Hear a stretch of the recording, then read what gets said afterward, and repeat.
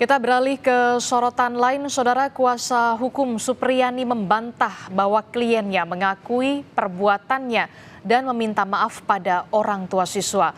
Menurutnya, Saudara, hal tersebut hanyalah skenario yang dibuat oleh pihak penyidik. Dalam pemeriksaan saksi, Kepala Sekolah Dasar Negeri 4 Baito mengungkap, penyidik meminta dirinya membujuk Supriyani agar mengakui perbuatannya dan meminta maaf pada keluarga korban agar tidak dijadikan tersangka. Menurut kuasa hukum, itu hanyalah skenario yang dibuat oleh penyidik agar Supriyani mengakui perbuatan yang tidak dilakukannya. Atas informasi Pak Jepri, kemudian dia perintah sampaikan ke Ibu Supriyani. Ada pesan Pak Jepri seperti itu, harus minta maaf supaya perkara ini selesai. Jepri itu ya? Penyidik. Penyidik. Nah, dengan terpaksa dia sama-sama lah KS, kepala sekolah tadi datang ketemu Pak Bowo. Jadi pada saat datang ketemu Pak Bowo, dia minta maaf, kemudian ditanya Pak Bowo apakah melakukan, dia mengangguk iya dan sambil menangis. Jadi yang permintaan maaf tadi yang sebenarnya diskenariokan oleh Jepri itu dijadikan alat baru bahwa seakan-akan Ibu Supriyani sudah mengaku ya. Jadi ini kan luar biasa memang dimainkan ini.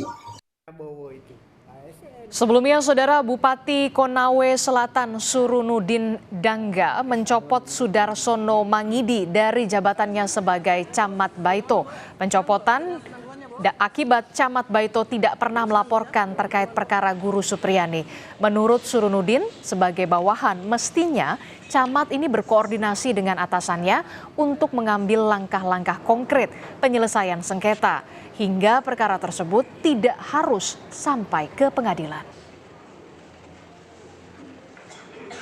Tidak melapor, jadi kita hanya melihat dari, makanya kalau Camat main medsos ini, wah repot ini. Semua masalah kita tidak tahu. Jadi Camat juga ada keliruan. Yang kedua, untuk menyelesaikan ini sudah sulit karena sudah dianggap pro salah satu. Ini kan masyarakat baik itu dua-dua ini kita harus perlakukan sama. Jadi kita tarik dulu Camat, kita turunkan eselon 2. Bukan berarti dia tidak mampu, tapi yang lebih mumpuni lah.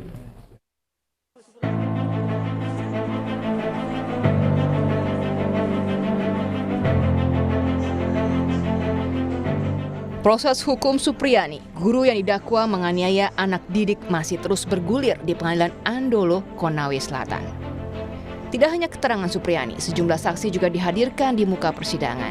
JPU menghadirkan 5 orang saksi, diantaranya kepala sekolah, 2 orang guru, serta ayah dan ibu korban. Fakta persidangan terungkap, Supriyani bukan perwalian atau guru yang bertugas untuk mengajar di ruang kelas korban.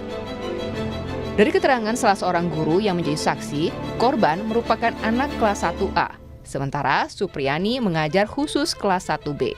Pengakuan tersebut dikuatkan melalui keterangan Andre Darmawan, kuasa hukum Supriyani. Ada kejadian pemukulan berdasarkan keterangan saksi Ibu Lilis sebagai wali kelasnya Dalva. Keterangan anak kan kemarin berbeda-beda. Ada yang bilang pemukulan jam 8.30, ada yang tidak tahu jamnya, ada yang bilang jam 10. Itu kami sudah konfirmasi semua.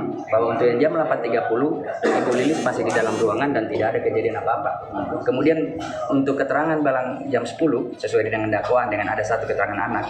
Jam 10, Ibu Lilis mengatakan bahwa jam 10 itu sudah pulang semua anak. Karena memang jadwal pulangnya anak SD itu jam 10 ya. Jadi clear itu bahwa tidak ada kejadian. Kasus dugaan penganiayaan anak polisi ini bergulir di pengadilan setelah upaya mediasi difasilitasi Polres Konawe Selatan menemui jalan buntu. Supriyani sempat dipertemukan dengan orang tua siswa yang juga seorang anggota kepolisian. Setelah upaya mediasi gagal, Supriyani sempat ditahan 6 hari. Namun, penahanannya ditangguhkan 2 hari jelang persidangan dengan alasan kemanusiaan.